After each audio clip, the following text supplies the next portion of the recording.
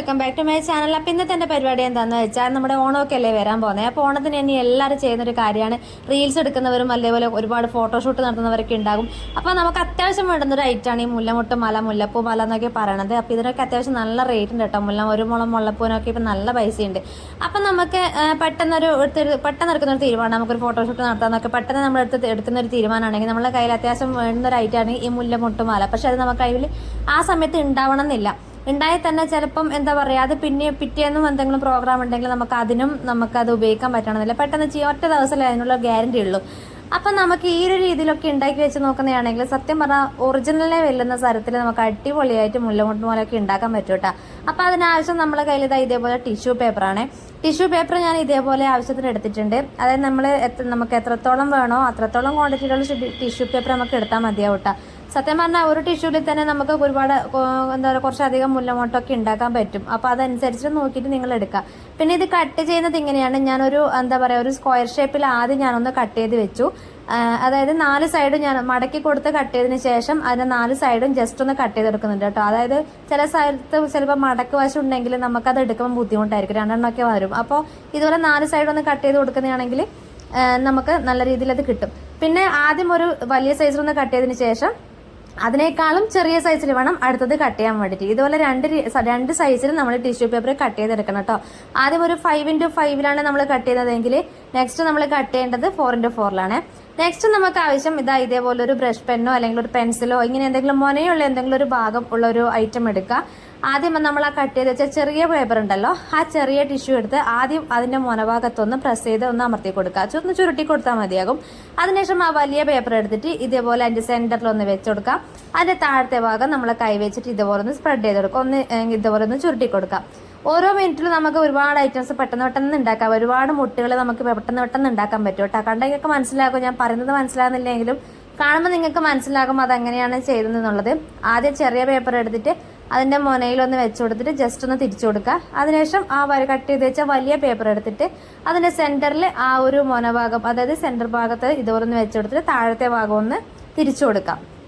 ഇതുപോലെ നമുക്ക് ആവശ്യത്തിന് നമുക്ക് എത്ര മുട്ട് വേണോ അത്രത്തോളം മുട്ടുകൾ നമ്മൾ ഇതേപോലെ ഒന്ന് ഉണ്ടാക്കിയെടുക്കാം. ആ ഒരു മുട്ടിന്റെ അതേ ഷേപ്പ് കിട്ടാൻ വേണ്ടിയിട്ടാണ് കേട്ടോ ഞാൻ ഇതേപോലുള്ള പെൻസിൽ അതേപോലെ ഈ ഒരു ബ്രഷ് പെന്നൊക്കെ ഉപയോഗിക്കുന്നത്.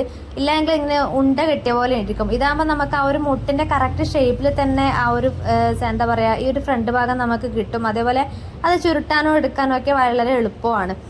ഇതുപോലെ ഞാൻ മൊത്തമായിട്ടൊന്ന് ചുരുട്ടി എടുക്കുന്നുണ്ട്.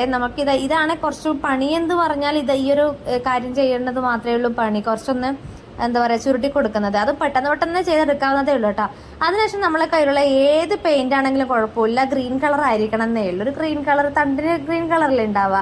അപ്പൊ ഇതുപോലത്തെ ഏത് പെയിന്റ് ആണെങ്കിലും കുഴപ്പമില്ല. അത് വാട്ടർ കളർ വേണമെങ്കിലും എടുക്കാം. അതേപോലെ എന്താ പറയാ ഇതുപോലത്തെ ഫാബ്രിക് പെയിന്റ് ആണെങ്കിലും എടുക്കാം. ഏത് പെയിന്റ് ആണെങ്കിലും കുഴപ്പമില്ല കേട്ടോ.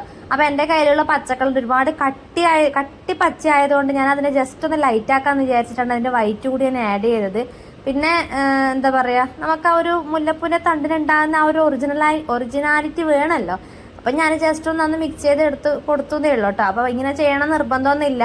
നിങ്ങൾക്ക് ഇഷ്ടമുള്ള ഗ്രീൻ കളറിൽ എടുത്ത് ഇതുപോലെ എന്താ പറയുക പെയിന്റ് അടിച്ച് കൊടുക്കാമെന്നാണ് കേട്ടോ. അപ്പോൾ ആദ്യം ഞാൻ ഇതുപോലെ ബ്രഷ് വെച്ചിട്ടൊക്കെയാണ് അടിച്ചു കൊടുത്തത്. പിന്നെ വിചാരിച്ചു അതിനേക്കാളും എളുപ്പം ഇതുപോലെ കൈ വെച്ചിട്ട് തന്നെ നമ്മളൊന്ന് തിരിച്ചു കൊടുക്കണം. അതാകുമ്പോൾ പെട്ടെന്ന് പണിയങ്ങ് കഴിയും. ജസ്റ്റ് കൈ ഒന്ന് കഴുകിയപ്പോൾ ഒന്ന് സാധനമല്ലേ ഉള്ളൂ പെയിന്റ്. പിന്നെ ഇതുപോലെ ഞാൻ പെട്ടെന്ന് തന്നെ ഇതൊക്കെ പെട്ടെന്ന് നമുക്ക് ചെയ്തെടുക്കാൻ പറ്റുന്നതേ ഉള്ളൂ കേട്ടോ. അതിനുശേഷം ഞാൻ മൊത്തമായിട്ട് ഇതുപോലെ ഒന്ന് പെയിന്റ് എന്താ പറയുക അതിൻ്റെ തണ്ടിൻ്റെ ഭാഗത്ത് മാത്രം ഇതുപോലെ ഒന്ന് പുരട്ടി കൊടുത്തു കേട്ടോ. പെയിന്റ് അടിച്ചു കൊടുത്തു. ഇനി എന്താ പണിയെന്ന് വെച്ചാൽ ഇതിനെ നമുക്കൊന്ന് ഉണക്കിയെടുക്കണം. ആ പെയിന്റ് ഒന്ന് ഉണങ്ങി കിട്ടുന്നവരെ നമ്മളൊന്ന് വെയിറ്റ് ചെയ്യണം. അതിന് നമുക്ക് ആ വെയിലത്ത് അങ്ങോട്ട് വെച്ചിട്ട് ജസ്റ്റ് ഇതൊന്ന് ഉണക്കിയെടുക്കണം കേട്ടോ. ഉണക്കിയെടുത്താൽ മാത്രമേ നമുക്കൊന്ന് കോർത്ത് കൊടുക്കാൻ പറ്റുള്ളൂ. അപ്പം നിങ്ങൾ ഈ വീഡിയോ ആദ്യമായിട്ട് കാണുന്നവരൊക്കെ ആണെങ്കിൽ എൻ്റെ ചാനലൊന്ന് സബ്സ്ക്രൈബ് ചെയ്യണേ. പിന്നെ ഇതേപോലെ ഞാനിതിൻ്റെ മുട്ട് മുഴുവനായിട്ടൊന്ന് ഉണക്കി എടുത്തിട്ടുണ്ട്. ഇനി നമുക്കിതൊന്ന് കോർത്തെടുക്കാം. എനിക്ക് സത്യം പറഞ്ഞാൽ മുല്ലപ്പൂ കോർക്കാൻ അറിയില്ല. മുല്ലപ്പൂ എന്താ പറയുക ഒരു പ്രൊഫഷണലായിട്ടുള്ള രീതിയിൽ കോർക്കുന്നതാൾക്കാർക്ക് ഇഷ്ടം പോലെ ഉണ്ടാകും. പണ്ടത്തെ ആൾക്കാർക്ക് എല്ലാവർക്കും അറിയും ഈ മുല്ലപ്പൂ എങ്ങനെയാണ് കോർക്കണതെന്നൊക്കെ. എനിക്കത് അറിയാത്തത് കൊണ്ട് ഞാൻ നമ്മുടെ സാധാരണ സൂചി നൂലിൽ ഇതേപോലെ ഓരോ മുട്ട് വീതം ഒന്ന് കോർത്ത് കൊടുത്തു. അത് ഓരോ മുട്ട് വീതമല്ല, 2 എണ്ണമാണ് ഞാൻ കോർത്ത് കൊടുക്കേണ്ടത്. അത് ഇങ്ങനെ ഓപ്പോസിറ്റ് ആയിട്ടാണ് കേട്ടോ. ആദ്യം ആദ്യം ഒരു ഓപ്പോസിറ്റ് സൈഡിലും പിന്നെ അടുത്ത കോർക്കണത് അത് നേരെ ഓപ്പോസിറ്റ് സൈഡിലും. അതേപോലെ ഞാൻ 2 വീതം ഒന്ന് കോർത്ത് കൊടുത്തതിന് ശേഷം അതിൻ്റെ സെൻറ്ററിൽ ജസ്റ്റ് ഇതേപോലെ ഒന്ന് കെട്ടിട്ട് കൊടുത്തു. ഇങ്ങനെയാണ് ഞാൻ കോർത്ത് കൊടുത്തത്. അപ്പം നിങ്ങൾക്ക് പ്രൊഫഷണലായിട്ട് മുല്ലപ്പൂ കോർക്കാനൊക്കെ അറിയുന്നവരൊക്കെ ആണെങ്കിൽ ആ രീതിയിൽ തന്നെ ഇതും അങ്ങ് കോർത്ത് കൊടുത്താൽ മതി കേട്ടോ. നല്ല ഭംഗിയിൽ തന്നെ നല്ല നീറ്റിൽ തന്നെ നമുക്ക് കിട്ടും. പിന്നെ തണ്ടിന് കുറച്ച് നീളം കൂടുതലാണെന്ന് തോന്നുകയാണെങ്കിൽ ഇതൊന്ന് കട്ട് ചെയ്ത് കൊടുത്താലും കുഴപ്പമൊന്നുമില്ല കേട്ടോ. അപ്പോൾ ഇതേപോലെ ഞാൻ മൊത്തമായിട്ടൊന്ന് കോർത്ത് കൊടുത്തിട്ടുണ്ട്.